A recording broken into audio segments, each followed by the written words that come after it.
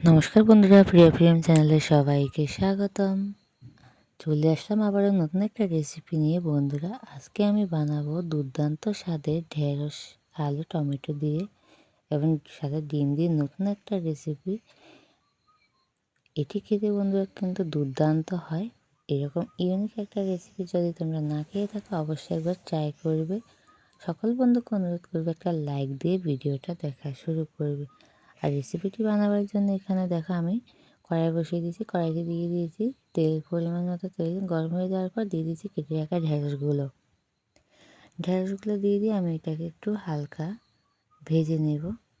সবগুলো ঢেঁড়স কিন্তু আমি এভাবে কেটে দিয়েছি। আমি এখানে দিয়েছি 250 গ্রাম ঢেঁড়স, আর সাথে দিয়ে দিয়েছি 1 চা চামচ লবণ, দিয়ে দিব আধা চা চামচের সাথে একটু হলুদ গুঁড়ো দিয়ে এখন এটাকে আমি নাড়াচাড়া করে নেব। মানে একটু হালকাভাবে কিন্তু আমি এটাকে ভেজে নেব।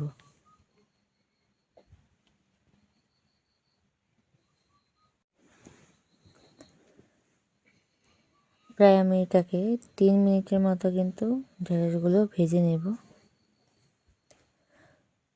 আমার চ্যানেলে যারা নতুন বন্ধু আছে, প্লিজ চ্যানেলটি সাবস্ক্রাইব করে আমার পাশে থাকবে। আর অবশ্যই পাশে থাকা নোটিফিকেশনটি অল করে রাখবে, যেন আমি ভিডিও দিলে সবার আগে তোমরা নোটিফিকেশন পেয়ে যাও।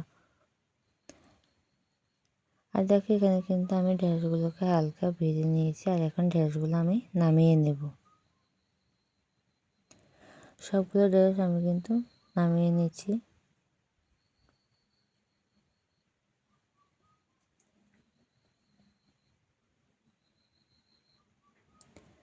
ঢেঁড়সগুলো নামিয়ে নেওয়ার পর ওই কড়াইতে আমি দিয়ে দিচ্ছি পরিমাণ মতো তেল। তেলটা দিয়ে আমি এখানে আধা চা চামচ কালো জিরা দিব। আধা চা চামচ কালো জিরা দিয়ে এখানে আমি এর সাথে দিয়ে দিব একটা শুকনো লঙ্কা, দিয়ে ভালোভাবে এটাকে আমি ভেজে নেব।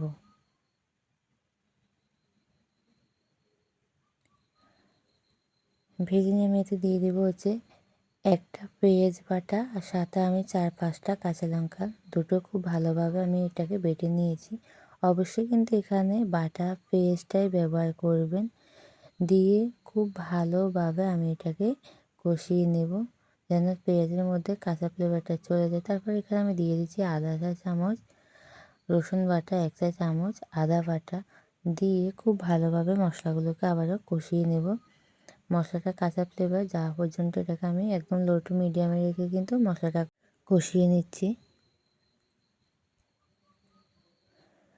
দেখো খুব ভালোভাবে মশলাটা কষানো হয়ে গেছে। এখানে আমি দিয়ে দিব একটা আলু। তোমরা কম বেশি এখানে আলুটা ব্যবহার করতে পারো।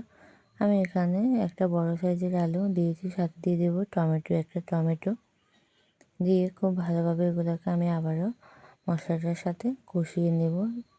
আর এতে আমি দিয়ে দেবো 1 চা চামচ লবণ, যেহেতু আগে আমি লবণ ব্যবহার করেছি ওখানে আধা চা চামচ।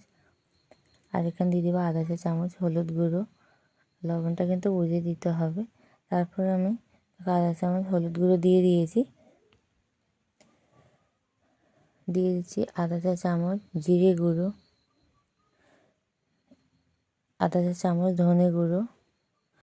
তারপর এখানে আমি দিয়ে দিব আধা চা চামচ লঙ্কা গুঁড়ো। তোমরা যেরকম ঝাল খেতে পছন্দ করো ওরকম অনুযায়ী কিন্তু ঝালটা দিতে পারো। তারপর দিয়ে আমি খুব ভালোভাবে এটাকে আমি কষিয়ে নিব। সবগুলো উপকরণ খুব ভালোভাবে কষিয়ে নিব। আমি এটাকে চার মিনিটের মতো খুব ভালোভাবে কিন্তু কষিয়ে নিয়েছি। দেখতে পাচ্ছ খুব সুন্দরভাবে আলু টমেটোগুলো একদম এসে গেছে, এবং এটা কিন্তু আমার 50%-এর চাইতেও বেশি সেদ্ধ হয়ে গেছে।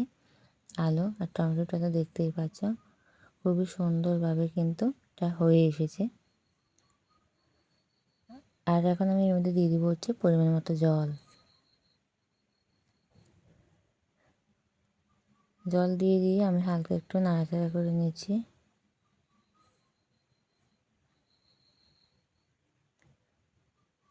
জলটা কিন্তু একদম বেশিও না কমও না, মিডিয়াম জল দিব। তারপর দেখো এটা খুব ভালোভাবে যখন ফুটে যাবে, একদম জলটা কমে যাবে, দেখতে পাচ্ছি এরকম গা মাখা যখন হয়ে যাবে, তখন এটা দেখো আলুটা ভালোভাবে দেখাচ্ছে সিদ্ধ হয়ে গেছে। এখন আমি এতে দিয়ে দিব ডিম।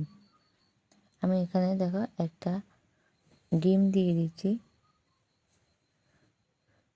তোমরা কম বেশি ডিম দিতে পারো, কোনো অসুবিধা নেই। আমি এখানে একটা ডিম দিয়েছি। ডিমটা দিয়ে খুব ভালোভাবে এটার সাথে কিন্তু মিশিয়ে নেব।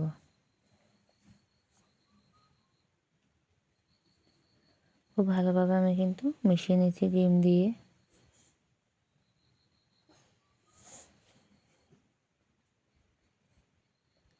আর আমার এখানে কিন্তু খুব ভালোভাবে এটা মেশানো হয়েছে। এখন আমি দিয়ে দেবো ভেজে রাখা ঢ্যাঁড়সগুলো।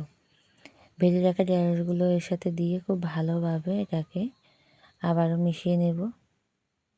এটি খেতে বন্ধুরা দুর্দান্ত হয়েছে, তোমরা না খেলে বুঝতেই পারবে না এটি খেতে কতটা সুস্বাদু। আর এটি কিন্তু বন্ধুরা গরম ভাতের সাথে জাস্ট অসাধারণ লাগে। একবার হলেও তোমরা ট্রাই করবে, আর খেয়ে এসে কমেন্টে অবশ্যই বলবে।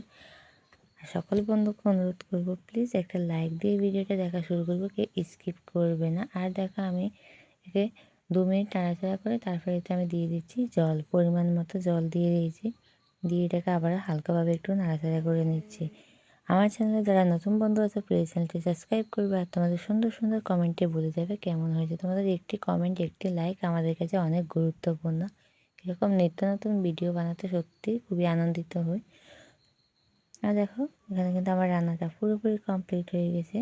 খুবই সুন্দর একটা কালার চলে এসেছে, দেখতেই পাচ্ছ। একদম পারফেক্টভাবে সবগুলো কিন্তু সেদ্ধ হয়ে গেছে।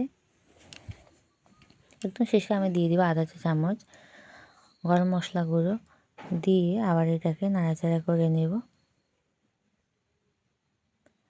হালকা একটু নাড়াচাড়া করে আমি এটাকে 1 মিনিট রেখে আমি এটা নামিয়ে নেব।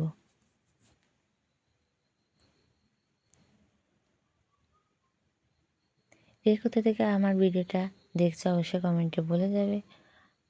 আজকের ভিডিও যদি তোমাদের ভালো লেগে থাকে তাহলে প্লিজ তোমাদের প্রিয়জনদের সাথে শেয়ার করে দিবে। সকল বন্ধুকে অসংখ্য ধন্যবাদ এতটা সময় আমার সাথে থাকার জন্য, আমার সাথে ফুল ভিডিওটি ওয়াচ করার জন্য। সবাই ভালো থাকবে, সুস্থ থাকবে। দেখা হবে আবার নতুন একটা রেসিপিতে, নতুন একটা ভিডিওতে। সবাই সাবধানে থেকো।